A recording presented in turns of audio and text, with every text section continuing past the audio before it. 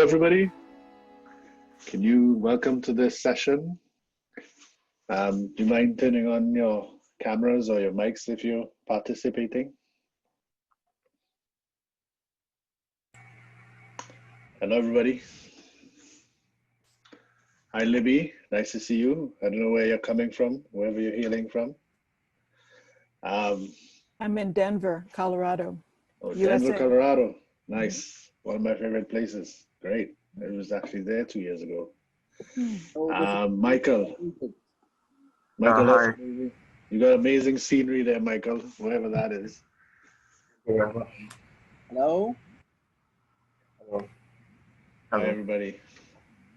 So I'm hoping that today is going to be a very interactive session. So the way I've designed today, I have slides and all that, but I'm really hoping that this would be a conversational session. My name is Keita Demming. I have been working on conversations for a number of years. Full confession, I'm on a staycation trip with my wife, so I'm not in my house, so I normally have my Zoom set up and 2 screens and all of that. But we're going to make this work from the Airbnb where I'm zooming in from. Before we begin, does anybody have any questions for me? I'm hoping for there to be a lot of dialogue. And I wanted to start with a poll. If you can pop that poll up, Ruben, that'd be great. And what I'm really interested to know is on a scale of 10 to 1, with 10 being you're excellent at conversation and 1 being the opposite, where would you rate yourself on that scale? So, Ruben, if you could start that poll when you have a chance, that'd be awesome.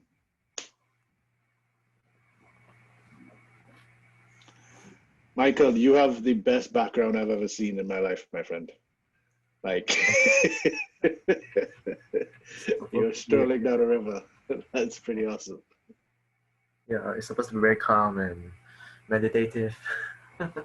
It might give some people motion sickness. Ruben, do you have that poll up?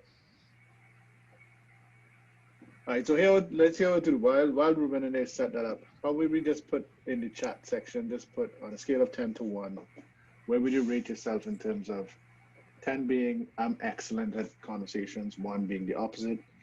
Just in the chat, put where would you rate yourself inside on that scale? So we got Libby, she's up there, she's a 5. Oh, I missed some messages. Somebody from South Africa, we got somebody from Egypt, amazing. San Francisco, Bay Area, another great city. We got 557. Pakistan is in the house. Oh, somebody said depends on context. It varies from 4 to 7. This is why I wanted the poll. So you had to have an answer, a forced answer. 7. All right. So Ruben, I have no idea if you're ready for me or not. What I would like to do now is I'd like to break you all into groups. So there are 14 people in this session. So there are, let's say 12. So there'll be 3 groups. And what I would like you all to do in those groups is I would like you to discuss the question. Take 5 minutes to discuss or think about what oh, I've lost my thing. Oh, what is an example of a conversation that went horribly wrong for you? So I want you to discuss in groups when Ruben breaks us up, what's an example of when a conversation went terribly wrong for you? Ruben, can I get you to break us up into groups and I'll stay back with you. So take 5 minutes and just discuss a time where a conversation went terribly wrong for you with the other participants.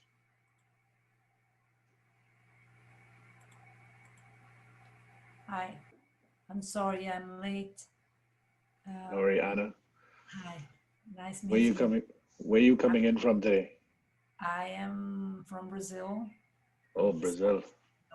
I'm a bit late. I'm sorry. I was in the other room. So would you mind to explain to me the exercise, please? Yeah, no problem. But so I don't know what's happening with the tech scenario, but what I would like people to do is to break out into groups and discuss for 5 minutes an example of when a conversation went horribly wrong for you. So I want people to just go into groups of, also I see the breakout rooms are coming. I'm going to stay back. I won't join a breakout room. Okay. But what I would like people to do is go into a room and discuss a time when conversations went horribly wrong for you.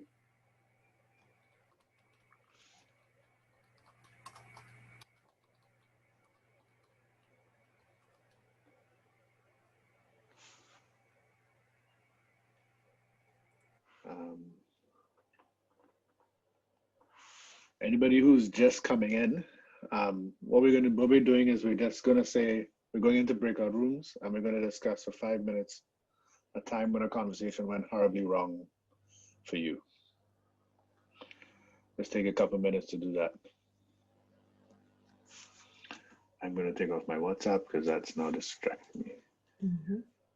All right. Hey, Leslie. Hi, Keita. Hey, how you doing? Coming in to say hello and see how you guys are doing. Yeah, I just Good. got a message from Margaret. So yeah, sorry. So did I. I got a message. We're good. Okay. We got it started. We're good. Because I just came. It was like we're going into the breakout rooms. Uh-oh. Yeah, no worries, Okay, no all worries. right. But yeah, cool. So all those people are supposed to go out in breakout rooms. So I have just planned this session to be extremely interactive. I have slides, but I don't even know if I'm going to use it because I really want it to be conversational. So we'll see how it goes. So yeah, and then can I talk to Ruben? He's hearing you. You should. Ruben, do you have the next set of polls ready?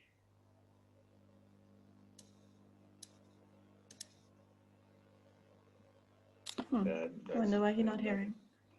Yeah. Okay. No, Let me I try hear you. and- Sorry, I Okay, just couldn't sorry. unmute. I'm just running into some issues with polls. I'm not sure how to get them to save because I have the question in there, but it wants me to put answers in. It won't save unless I put answers in, which seems strange considering it was a 1 to 10 question that you posted.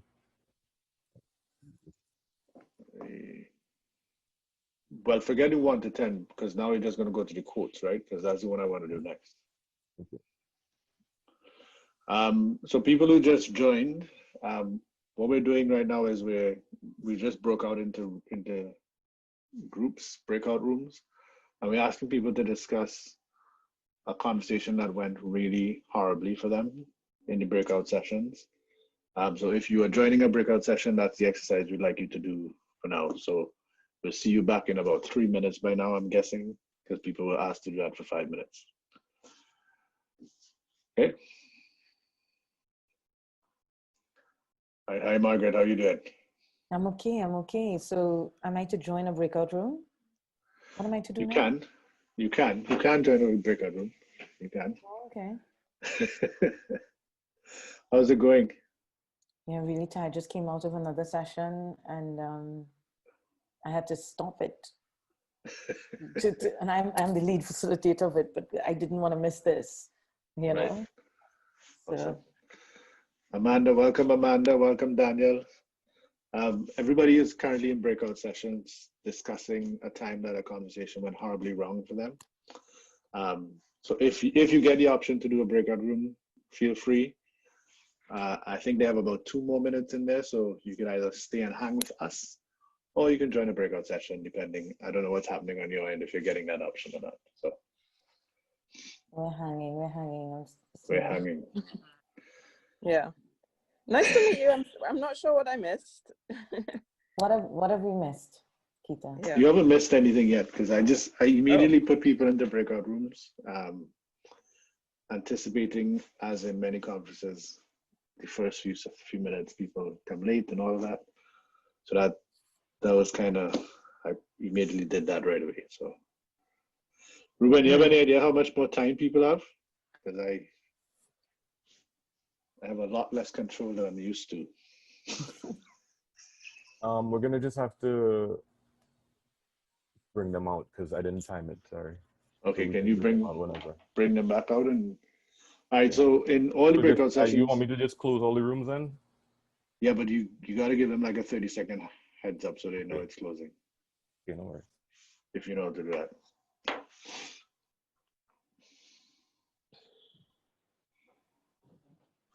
All right, and I just got to catch my bearings here.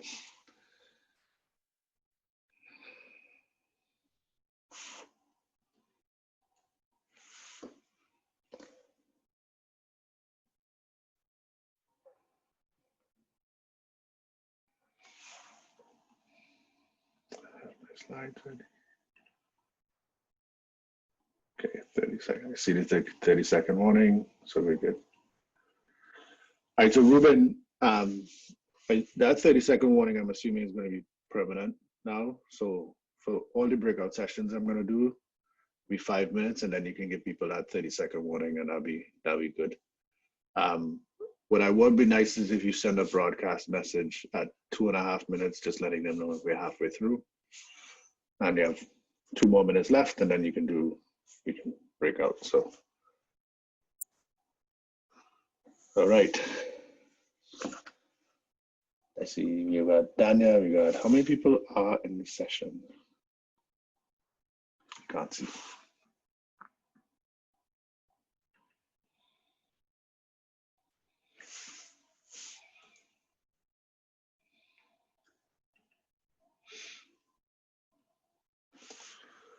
Somebody's joining from Belgium. We've got Belgium in the house. We have South Africa.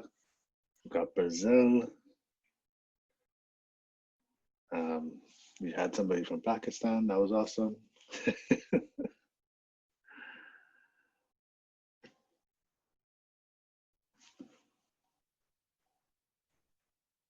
think we have somebody else walking in, coming in now. But I'm seeing a lot of people still in breakout rooms. Yeah, I can't see breakout rooms, so I have no idea. Right, so I'm seeing like 1, 2, 3 in one room, 1, 2, 3, 4 in another room. They should get forced back into the room once. Yeah. When you guys are ready for me to pull them out, I can pull them out. You need to pull them out. Pull them out. Yeah, pull them out, please.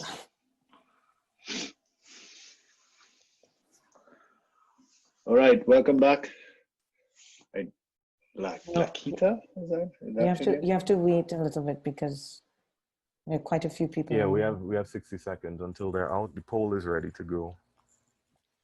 Okay, thanks. The poll with the quote, sorry. Right, yeah, got that. Figure that out. All right.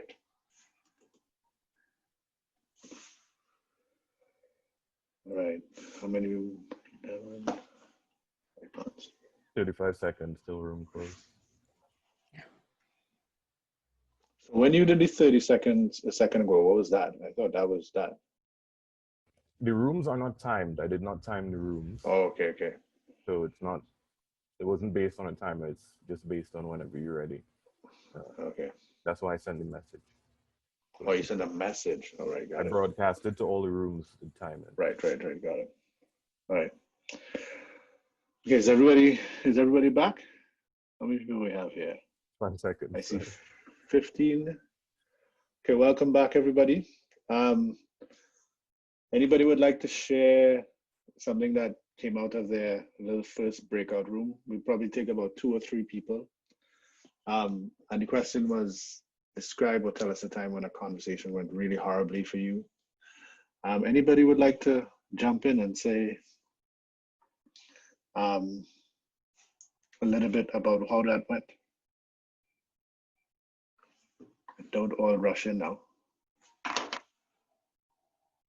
Well, I can say something. I mean, I was in a conversation where usually I would listen and create space for the other person to speak.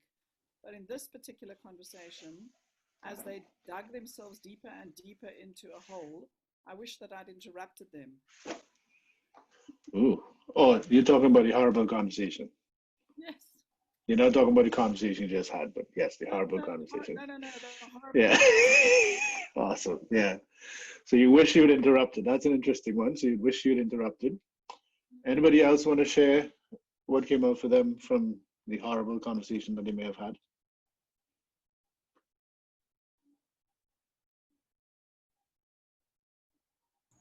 Hello. I mentioned to Svea and Nital that in Latin America we talk too loud and we are super intense, and sometimes it seems that we just talk, we don't listen. We talk, we shaking hands, and we scream too much, and this is something weird, especially when we are among other cultures. So this could be an example here of how you don't listen, you talk and you don't listen. It's it's a characteristic. So we have two things so far. I should have interrupted, and we talk and we don't listen. And anybody else, one last person before we dive into the rest of this workshop. Yeah, I'm Asif Khan from Pakistan. Hi Asif, how are you doing? I am fine. The same problem is with us in Pakistan. We are talking more and listening less. But what I have experienced with European, like French, German, and other countries, they are listening more and speaking less. But what we need to do in conversation, we should listen people. As a politician, I am always listening people. After that, I am giving a response of conclusion to know about the need and the problems and challenges of the people. Government should also listen the people and know the people needs, priorities. But our governments are also not have the capacity to listen people. And they are imposing their laws, they are imposing their policies, even not going for dialogues. They are not going for the mutual understanding. They are not going for the mutual conversations. These are the gaps between the state and people, where you are not listening people, where you are not asking people. These are the big gaps due to the narcissism. Our government has narcissist governments. Our people are most narcissist. They always stressing on their own points. That is, we are violating the conversation's basic values and ethics in our discussions and our communications. So that's awesome. So thank you for that. So I picked up a couple of themes. We have interruptions. We have people talking, they talk too loudly, they don't listen enough. We have two people saying that. We have a theme around imposing. We have something around dialogue, and we can talk about what dialogue is. And then we have mutual understanding. So because I kind of jumped in right away into the workshop, I didn't introduce myself or give my takeaways for this session. So I can either introduce myself, or Margaret, you can introduce me, whichever you prefer. Yes, Margaret, yes. Yes, for sure. For sure. Like yes, please. Yes, please. Because we had another session that ran into yours, so I wasn't here to introduce them.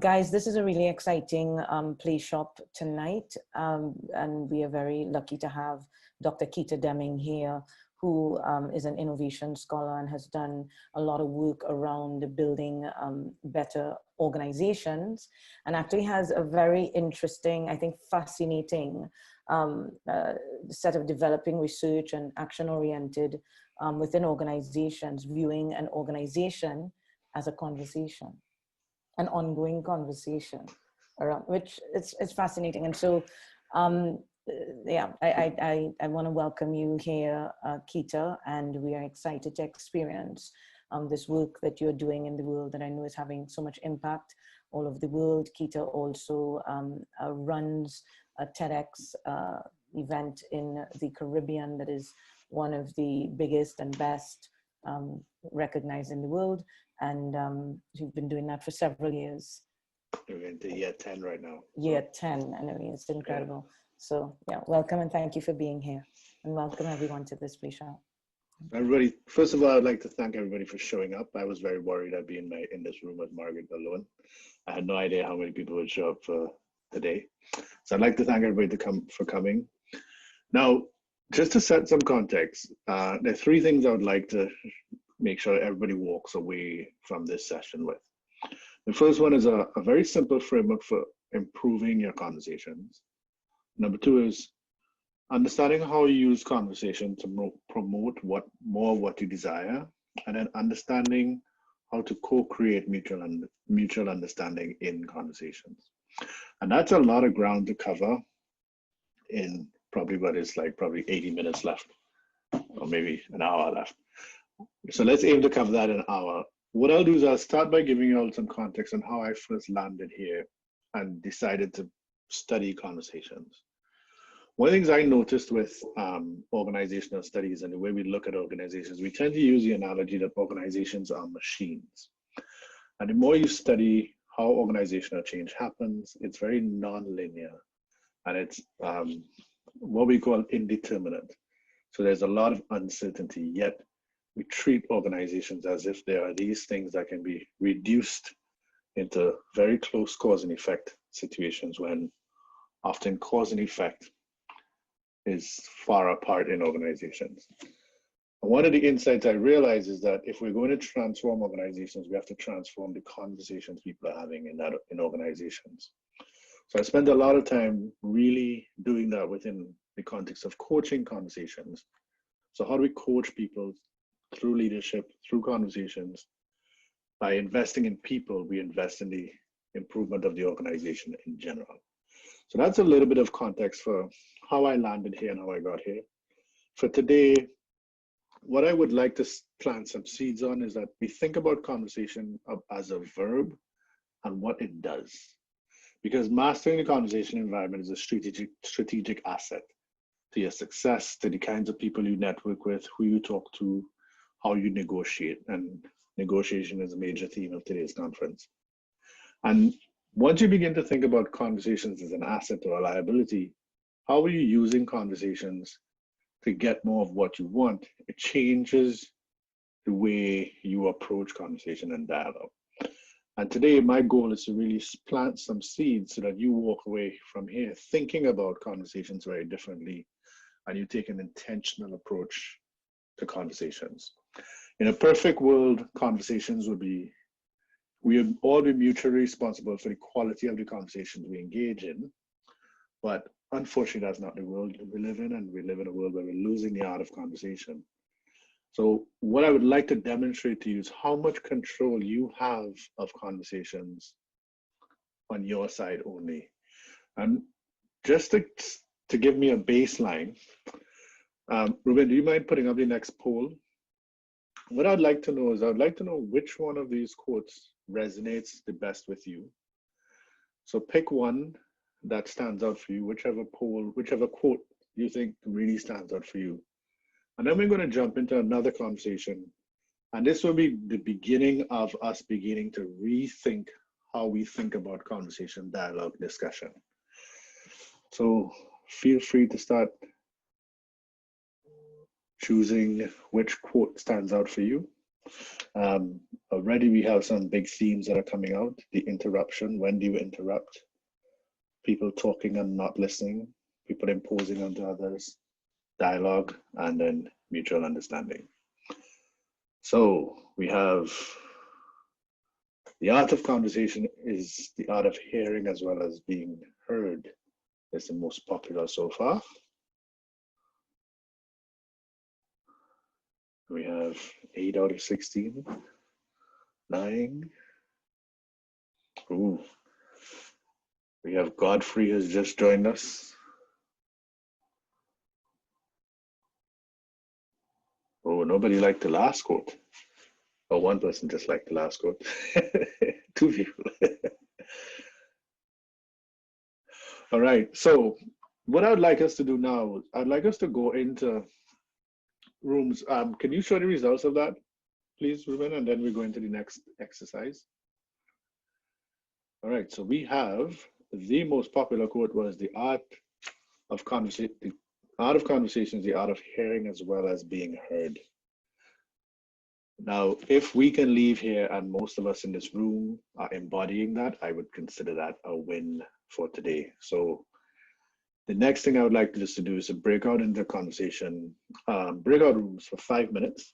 And I'd like everybody inside the room to do this. take 5 minutes and discuss one of the best conversations that you've had, a conversation that you've remembered that went really well. What I would like you to pay attention to is what made that conversation go so well, and start to think about why you think that conversation was one of the best, earns the rank or the rating of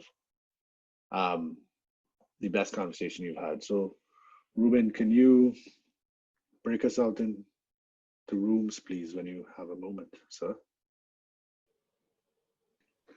Was anybody mid-sentence there while you were brought back into rooms? I was in a room with Daniel and Delia, and Daniel had the beautiful art of finishing just in time. So well done, Daniel. Anybody want to share insights, anything that stood out for you in that session where we talked about a time that a conversation went really well and what made it go so well for you? Please unmute yourself and feel free to share. Or you can maybe raise your hand or something, I don't know. I can hear somebody. Who would like to go? I would say when there are too many people in the room, I've observed that people tend not to be that person. Yeah, so we can also use showing hands. People. Oh, yeah. When there are too many people in the room, people tend to not speak. So everyone stays quiet. So you got to. And then, so thank you for that observation. So now that everybody knows that, people can break that habit. So when I ask somebody to speak, they can now speak. So thank you for making that observation. Would you like to go and would you like to share what you learned in your room? I can share. I learned something very beautiful. One of our participants in the room shared that it was one of the best conversations when him and his correspondent were finishing up each other's sentences. And as much as it can be annoying sometimes, when you have the synergy and when the frequencies are aligned, it ends up being quite magical. That is a beautiful thing. I hope I summed it nicely, and if I haven't, please okay. Anybody else would like to share? Feel free to raise your hand, use the emoji gun to say like, hey, I got an idea. Yeah, I just wanted to share of when Margaret was sharing about her conversation, the thing that sort of jumped out at me was, you know, you can be heard without feeling respected, but she was referring to a conversation where she wasn't only heard, but she felt respected. And I feel that's, yeah, I feel that's an really important part of a good conversation. Amazing. I will take two more maybe. People who, I love the notion of being heard and feeling respected. I heard a similar thing in my room, but anybody else want to share as well? I was very struck by something that was said in my room, and I'd like to attribute it to Michael, who said that the best conversation has a quality of going beyond the conversation. So it's not a full stop when the conversation completes, that you leave the conversation with something that you take beyond the conversation. And I really love that. And depending on how this workshop goes, we can begin to talk about when conversations end, if they do end at all. That's a very interesting thing. Is it a verb? Is it a noun? Anybody else would like to share something that stood out for them in their room? For me, conversation which have a good conclusion. If the conversation result is not mutual understanding, having not good conclusion, it means a leg pulling between the two parties.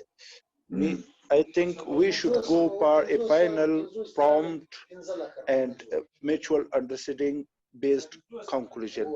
That conversation is a result-based conversation.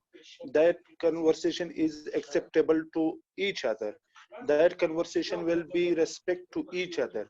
That conversation will be called a responsible conversation for me. So, Mohammed, one of the things we might talk about later, and I'm saying might, depending on how this workshop, how this session goes, is the notion of conversations having a conclusion. So that's a very interesting conversation that we can have. And your question on results-based conversation, again, that is something that comes up a lot in organizations. And in essence, what you're doing in conversations, you're building relationships. So depending on how the next few sessions go, we might get into that, and that can get very interesting. So I'm taking a note of that.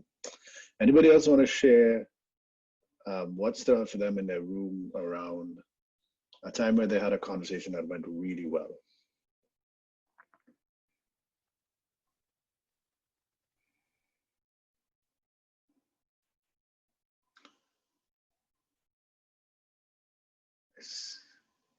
I see.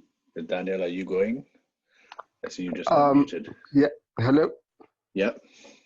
Yeah, my name is Daniel from Kenya. So maybe what stood out is actually the challenge you had posed, whether personality type and perception were one and the same thing. So my view was that perception is how you view things, but your personality type is how you bring out your view on things.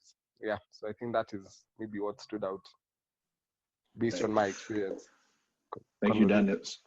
So just some context there. Daniel was talking about how when he took a personality test, it really helped him understand how to have better conversations. And I asked him if he makes a distinction between personality and perspective.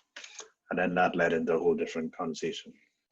So, and again, depending on where this workshop goes, we can talk about perspective taking and personality in the context of conversation. I'm going to put a quote in the chat section. I've decided I'm not going to use my slides and keep it a very conversational session. So I'm just going to copy my content from the slides because it's the same thing. Put it in the chat. And one of my favorite quotes is by Viktor Frankl: between stimulus and response, there's a space. And in that space is our power to choose our response. And in our response lies our growth and our freedom. So what I'd like us to do is break out into groups again, probably in groups of 4, so that I would like you all to talk about what's the stimulus and what's the response in conversation. So when you're having a conversation with somebody, what counts as the stimulus and what counts as the response? And then we're going to come back and spend a little bit more time than we have on the last ones discussing that. Can you put us in the breakout rooms for 5 minutes again, please, sir? Once again, we have some people who might have been mid-sentence on that one. So what I would like to do, we're going to spend a little bit more time debriefing this one. I'd love to hear from people what stood out for you. I know in my room, somebody ended mid-sentence. If you want to finish that sentence, that's great. If not, that's also great. Anybody would like to share what stood out for them in discussing the quote that I put forward? Yeah, I don't mind jumping in. Oh, sorry, it's someone else. Yeah, I can't track who that was. Is that Nital? Yes. Nital? Is that Nital? Yeah. Yes, I can jump in first. Yeah, so we had 3 people in our room and we were sharing stories and stuff. And one of the things that there was a kind of commonality was that they were in the examples presented, it seemed like the stimulus can provoke a response. That is kind of what that stimulus is, whether it's positive or a negative, someone agrees with you or greets you. But when you can take the space and not react, then maybe we kind of notice that the mind can be calmer to actually maybe make internal change, or maybe make a more substantive change than just reacting and then feeling, feeling like you're acting out of that reaction. So that was something that came up that was really insightful. Could I proceed? Is that Daniel? Who's that? Dejan. Dejan, go ahead, Dejan. Yeah, thank you. So in our conversation, I think the best takeaway on stimulus and I think the response parts of the conversation is, I think, yeah, we had we said that conversation should not be something the hardest task. It rather needs a joke or relaxation up until the main message is conveyed between the pupils in the conversation, so that there should be something that could trigger the other person to give you even the right response that you are expecting from him or her, so that even not only conversation, I think life would be very difficult without stimulus things. So that is the takeaway in our breakout room. Right. So in my breakout room, we kind of focus that the stimulus and response is far too often based on predictive programming, because there's a recognition that we more or less do and say the same thing every day. Very few times we actually interact with new information or have a new words that we add or new perspectives. And basically when we have to train ourselves to just basically don't be in the matrix. And when we get the stimulus, stop, right? Pause, because in the pause, in the gap, in the space, is where the magic happens, is where there's an opportunity for change. And I think that was the takeaway from our space. Awesome. We'll take one more and then we move on to the next section. Anybody else want to share?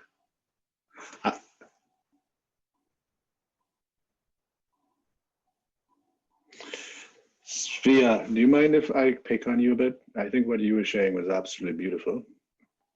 Do you mind sharing some of your insights as well? It may be simpler if you say what you noticed, because I'm not sure.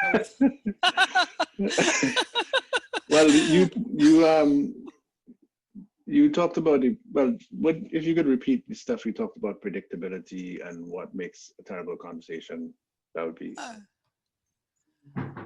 All right. So my comment was, I made a comment about multiple monologues are not conversations, even though organizations are filled with multiple monologues. So when I'm talking about conversations, I sort of don't think about that.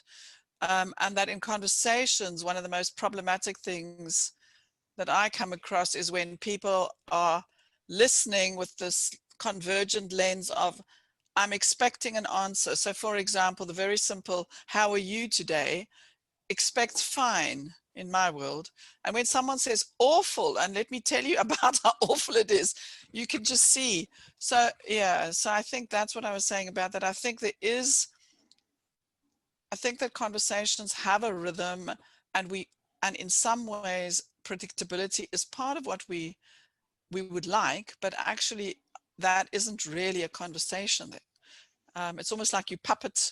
I didn't say this in the room, but you puppet mastering is you're trying to kind of influence the person to say what you want them to say. And I don't know if that qualifies as a conversation.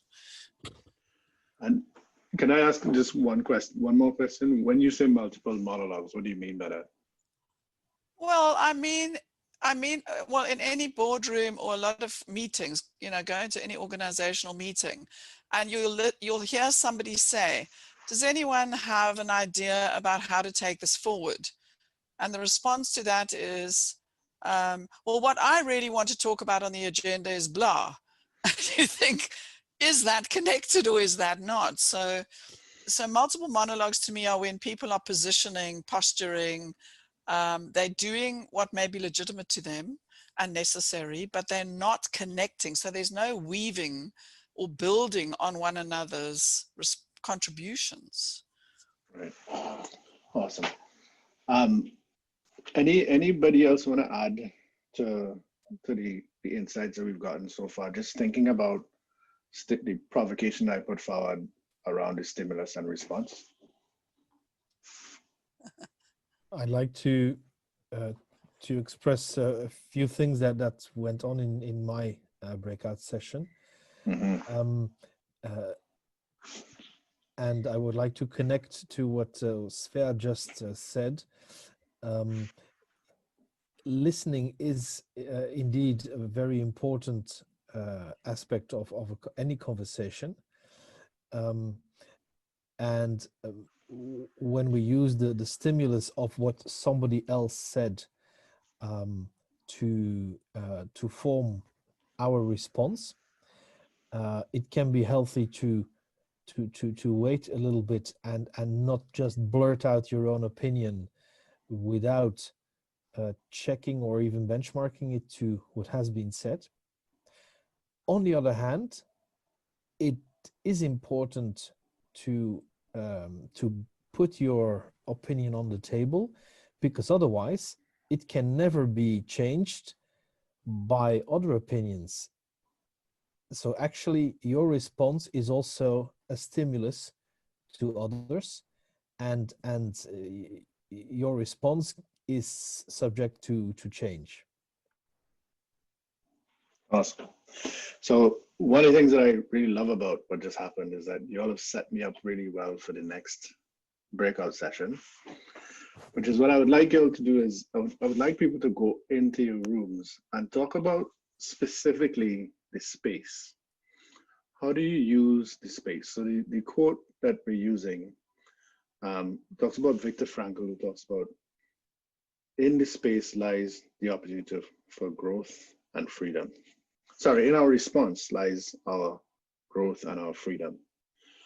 So what I would like people to discuss in the next breakout session, again, 5 minutes, is how do you use that space so that you can maximize on growth and freedom?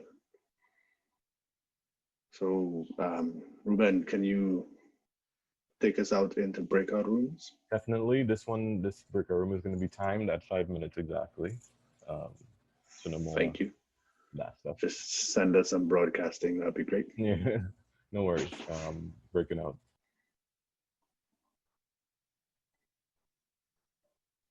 What was the task in this breakout room? Sorry. So how might you use this space?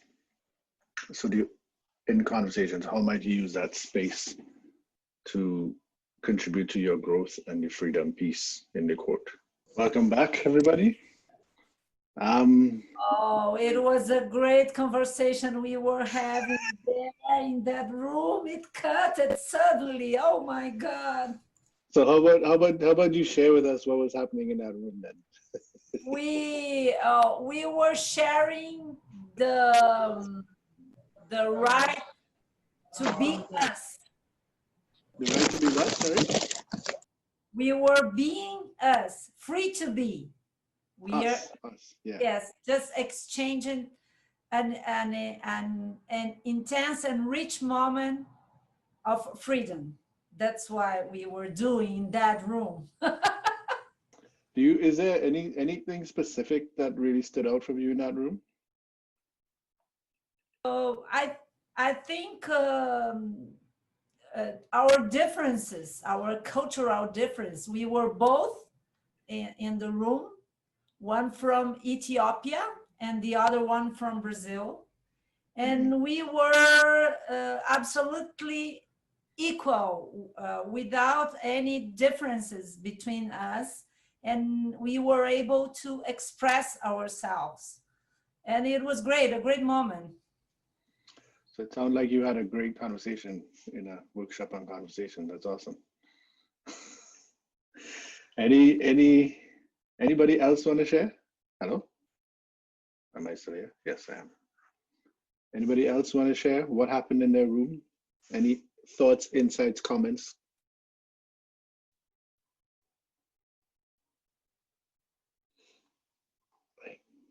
Let's put together in the outbreak rooms again.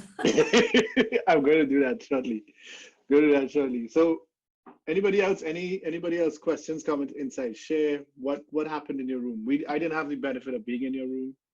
I know that magic probably happened in there. I'd love to hear what people have to say. Keita, you don't know what you're missing. So fill me in. Why am I all of a sudden spotlighted? I don't need to be spotlighted. What did we talk? I mean, oh God, okay, I'm a bit tired already, so I'm only like feeling comfortable sharing on my own behalf. So I can share what I said, and we kind of found that interesting. First off, Keita actually said that she finds it very interesting when she can learn something new. And this is how she wants to use that space.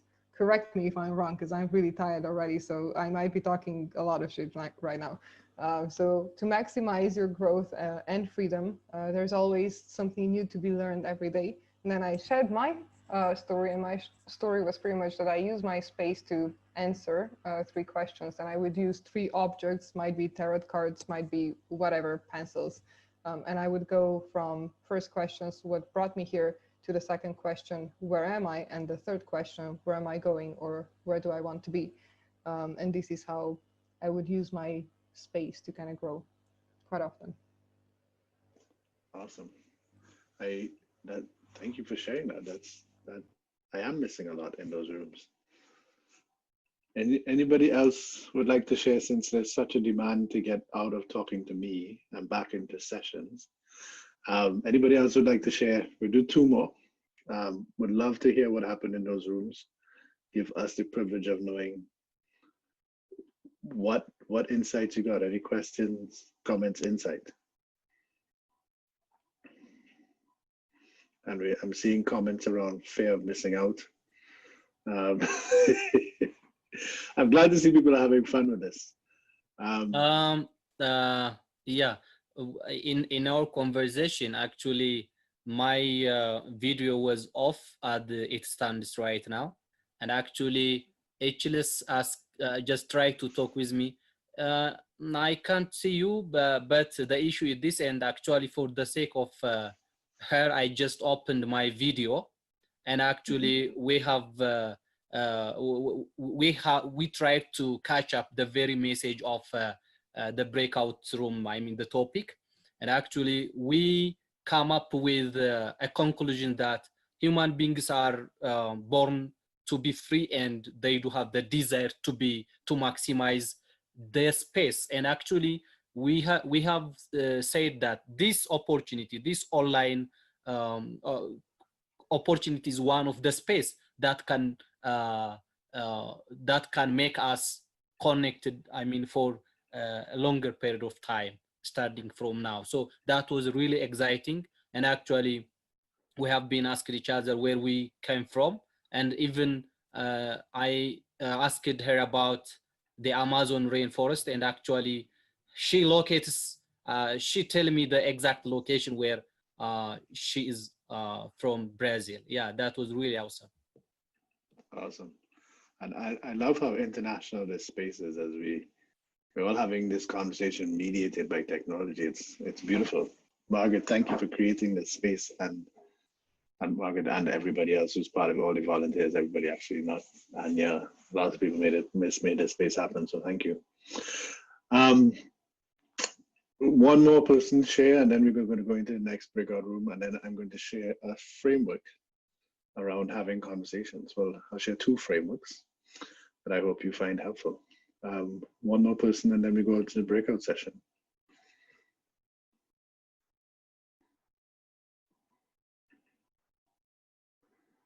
Okay, I guess I should just share my slides then. Hopefully, oh wait, what's happened? I haven't shared slides yet. All right, so the framework that I wanted to share, there are 2 frameworks I'm going to share with folks. The first one is based off of this. Can you all see my screen? Oh man. Nope. Ruben, help us. No, it's not. It's me. It's my fault. It's because I'm not used to not having 2 screens. I'm usually, let's see. Okay, are y'all seeing my screen then? There we go. Yeah. How do I hit? Where is it? You can click on play, or there we go. There we go. So the framework is really simple. The first one is P, S, and A. So in conversations, what you really want to pay attention to is the pause, the space, and what are you going to do next, which is an ask question and listen. So what we've done at the University of Toronto is we've studied conversations and we transcribe them, and we look at what do people say and what do people do in conversation. And the only way to know what people said in conversation is to look at the transcripts, because most times we forget or we get it wrong. If anybody is familiar with saying, hey, I said this, I said, no, I did not say that. So one of the natural outcomes of communication is a misunderstanding. So one of these frameworks that we've been finding helpful to give people is when you're in conversation with somebody, particularly difficult conversation, is that you just hold this PSA framework in your head. And it stands for pause, put emphasis on process. And the next framework I'm going to give you is called is the process. Use the space between when that person is expecting a response, and then you ask questions and listen. Anybody have any questions on that before any questions? I'm so not used to not having two screens, and I apologize. Any questions before? Usually I can do this really smoothly, but I'm in an Airbnb this weekend and didn't have my two screens. Any questions, comments, or insights around that very simple framework, the PSA framework? So the pause is in response to the stimuli. Right. So let's say somebody says something. Let's say, I'll give you an example. This is actually later on in my slides. But my wife says to me, you're late, right? Mm. Now I have a number of ways in which I can interpret that. How do I respond to that? Most of my best response is to say, yes, honey, I'm late. Or what we tend to do, and I'm going to talk about this next, is we tend to use our reflexive brains, and we don't use that pause to think about what response will make this conversation better. So my natural instinct would be to, but so-and-so happened at office, or to defend or deflect, or there was traffic, there was whatever. So what we have to do is we have to use that pause. So I'll give you what the science talks about. So there's a notion called, it's called matter out of place, and they use it a lot in urinals, for men's urinals. So women may not know this, but there's a big problem with men peeing on the floor in airports. I don't understand it. They miss the urinal and they stand over it. Like, I don't get it. It should be very simple to hit that. But what they do is they put a fly or football goalpost net, and it's a matter out of place scenario, which means that I'm going to share my slide again. Hopefully this works. I'm sorry. There we go. Our brain we have two parts of our brain, the top-down system and the bottom-up system. The top-down system is the deliberate part of our brain, and that's the part that evolved later in the evolution of humans. And we have the bottom-up system. That's the primal part, that's the reflexive part. Most of us think that we are in charge, or that the top-down system is the part of the brain that is in charge. What we know from researchers like Daniel Kahneman is that the top part of the brain is what you call the supporting actor who believes that he or she is in charge or is the main role. So the first thing we have to do is we have to start in conversation and dialogue, something that's very reflexive, is start to have matter out of place objects that begin to interrupt the reflexive part of our brain. Most of us, when we're in conversation, we're in that reflexive part of our brain. It's the reptilian side of our brain that's having that conversation. So the second framework that I'm going to share with you is, if you think about conversations on 4 quadrants, we can talk about four things. We can talk about the future, we can talk about the past, we can talk about things that are positive, and talk about things that are negative. Things that are positive are above the line, things that are negative are below the line. That creates four quadrants. Quadrant one is what we call the desired future. Quadrant two is what we call the resourceful past. Quadrant three is the regretful past. And quadrant four is the dreaded future. The reason that we emphasize the PSA piece is that when you're in conversation, we can now curate what somebody is saying, and our next response can orient somebody to any one of these four quadrants. What we know from our research when we study the transcripts is that we have a negativity bias. We have a 3-to-1 chance of people focusing below the line. So most times when we're in conversation, we're going to ask a question that is about their regretful past or their dreaded future. And that's what we know. So we use these two frameworks side by side to get people to first just remember PSA, public service announcement. Pause, use the space, and ask a question. Then you want to think about, where am I orienting this person next? So am I going to ask a question that leads them to their desired future? Or am I going to ask a question that leads them to their resourceful past? What I'd like to do now is break you all out into groups to talk about what stood out for you from those two frameworks. What do you find helpful or what do you find not helpful? And come back and just share with us a little bit about seeing. Yeah, so that's amazing. Hey, San and Moon and I work together all the time. Anyway, we're developing courses together. Yeah. So that's the main framework, the two frameworks that we're using to teach people about conversations. And again, we can get into a lot of it after. But I'd like to break you all up into groups of, again, for 5 minutes and discuss what stood out for you in that framework and what did you find helpful about those two frameworks that I just shared. Oh, was anybody mid-sentence there? And I apologize again. Yes. Shortest 5 minutes ever. It's, yeah. I have so much more content to go through and we have 3 more minutes for the session. So we're gonna go quickly. I'm gonna use my slides for the end and just to go through how do you focus on making your conversations better?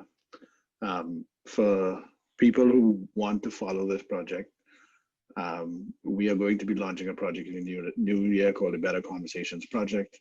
It's in partnership with the Center for Brief Coaching at the University of Toronto, my own company, and a couple other people here in Toronto. We're going to be launching that. So feel free to follow me on Twitter and wherever. That's kind of where we're heading with this, and we're going to be launching a new podcast around it, etc. But before we get into that, and I'm just going to close off very quickly with the slides that we have. What stood out for you? What was insightful? What was helpful? What wasn't helpful about the two frameworks that I just shared? Let me just jump in and say I didn't really catch the second one. It was a little bit quick. Too quick. Yeah. But the first one, the pause, I think in our group, we recognize that one must have a level of self-confidence to practice pause, especially if maybe you're in a group setting and someone has asked you a question, because I think we quickly want to show people we have knowledge. So just sometimes just stopping and gathering our thoughts. You know, we have to be confident in ourselves enough to do that, practice that. Awesome. Anybody else? Any questions, comments, insights? I think the conversation model you present, the pause, space, and ask, followed by listening, is really important when you think of an organization as a conversation and you're listening for something to emerge that's out of the conversation. I'm in the US and we're in the middle of an election cycle, and it's very different when you're trying to persuade someone Oh, we didn't know that. That wasn't even on our radar. You didn't know. I'm just teasing you. The different kinds of conversations. One is when you're listening to evoke together what is of benefit to the whole. And another kind of conversation is when you're really trying to persuade. So, and we can get in those. That's a whole workshop in itself. We teach like sales conversations, which is really about teaching people how to sell.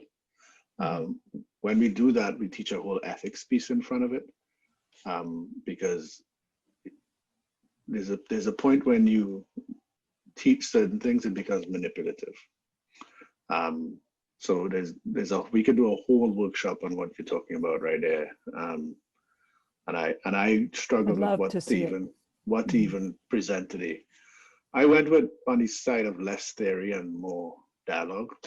The last thing I wanted to do was just throw a bunch of theory at people, and just decided, you know what, let's just make this as interactive as possible.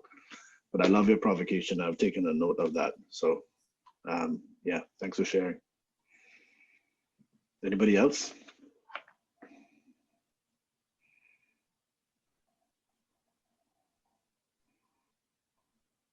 Okay. What I'm going to do is I'm just going to share the last set of slides that I'd hoped to share with you all. It's going to go fast. It's going to go quickly, and I apologize for how quickly this is going to go. And why can't I see? There you go. So you're standing. Okay, there we go. So the second takeaway I wanted people to do is talk about how do you use conversation to promote more of what you want. So the framework where we talked about the quadrants, when you're listening to a conversation, it's about what are you tuning into? What are you paying attention to? And once you begin to get aware of what to pay attention to, it really changes how you have conversations. And we use a framework which comes off, it's an adaptation from a couple other frameworks around there that have a lot of inference and there's a lot of reflection, but we use a very simple one, which is about indisputables refers to data. What is the data things that people cannot argue about? So an example of that was that you were late today. If we start the conversation about whether you were late today, there's no interpretation there. There's no sense making there. What happens most of the time is that we have data, I call them indisputables, sense making, and then we have some kind of interpretation of that, what most people call conclusions. Where the magic is in conversation is in the sense making piece. If you can get people to make sense of the indisputables differently, you can influence their interpretations. I use the word influence deliberately because you do not have control of that. The only part of a conversation you have control over is your side. You only have influence of the other person's side. So in that sense-making piece, we have things like bias, habits, belief, blame. How do we get out of those traps? How do we get out of that the automatic part of our brains and rethink that? That's a slow process that you can get through with deliberate practice. So if you're going to focus on making conversations better, there are a couple of things we can do. We can focus on what's the goal of the conversation. So often we get distracted by trying to be right, not get it right. So often we get distracted by trying to persuade. What if the goal is just to plant a seed of doubt or create something we call cognitive dissonance? Make it very difficult for people to hold two opposing views at the same time. And there are techniques around how you can do that. And then so often we get distracted by being defensive. Somebody says something to us, that emotion kicks in, that amygdala, that lower part of the brain kicks in, and we begin to defend. So that pause, use the space, and ask questions and listen. And the reason that we talk about listen is that after the person said, take time to really listen and think about what the person said, and then you respond. Takeaway number 3 is, how do you co-create for mutual understanding? Really, it's a list of thought provocations. This is 7 habits of highly effective people. Seek first to understand. Always speak for yourself and never speak for somebody else. Moving forward, you're going to see a lot of people speaking for other people. So that person thinks this. They're only saying this because they think this. You are speaking for that other person. So speak for yourself. Don't try and change people's mind. Plant seeds of doubt. Hold a stance of inquiry. So ask questions, listen. So often we're trying to really declare things. So we make declarations. And you get so much further by asking questions. Depersonalize the conversation wherever possible. There's a big debate about whether, I think things are always personal, and we can have a conversation about that. But one way to depersonalize conversation is to put the issue on the table and separate the issue that you're talking about from the person that you're talking about it. Be explicit, nothing is obvious. If you say things like it's obvious, you're probably going down a road of not having a better conversation because you're not speaking for yourself, you're speaking for somebody else. Remove should from your vocabulary. So this person should know that. He should have done this. That again, you're speaking for that other person. Answer the question that is asked. So most people answer statements. Classic example of, honey, you are late. That's a statement. If I respond as if it was a question, then that's a problem. And then do not try to prove the other person wrong. And whatever the other person says is valid. It may not be true, but it's valid, and it's particularly valid to them. So that's what I have for you all today. Before we close off, I would love if anybody has any questions, comments, insights. I have taken a ton of notes, and I would like to thank everybody for showing up and their time today. Yeah. Yeah, does anyone have comments and feedbacks and insights? I'd like to say a huge thank you, and it is so comforting, and I don't know, and some other word which doesn't come to my mind, that there are all these people having the same interest in having better conversations all around the world. That is a wonderful idea for me to go away with on the tip of Africa tonight.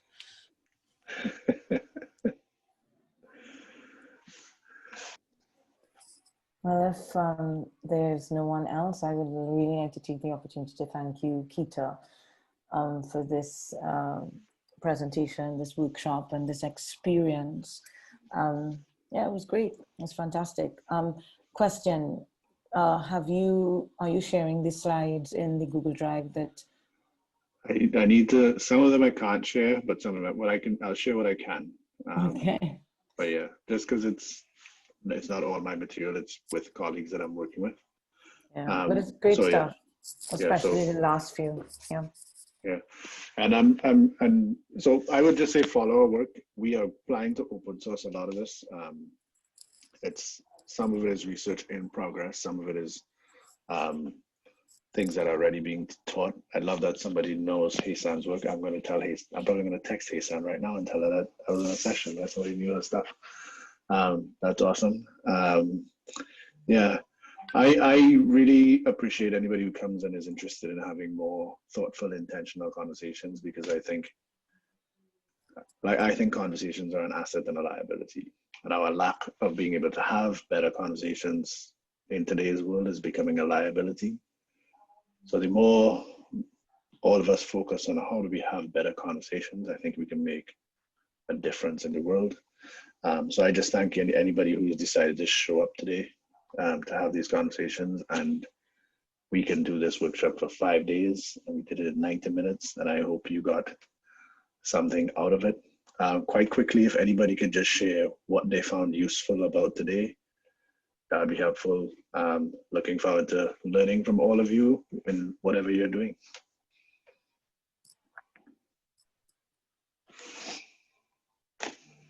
Thank you so much. We're definitely Thank you. A shout out. Sorry? We're definitely going to make a shout out. And also we do have a WhatsApp group if anybody wants to stay connected. We are having this WhatsApp group plus the LinkedIn page for Future Law Collaborative. So if you have any thoughts, if you want to stay connected, if you want to share anything, just join that group and be sure to share them out for everybody. But thank you. I hope that we get the presentation very soon to distribute it. I will send. Yeah, I will share that. No problem. I can even share the. Anyway, I have lots I can share. So yeah, I'll share a bunch of stuff with you for sure. Okay. Have a good night, everyone. Ciao, everybody. Get some rest, Margaret. Tomorrow. It's Sunday. No work. See you.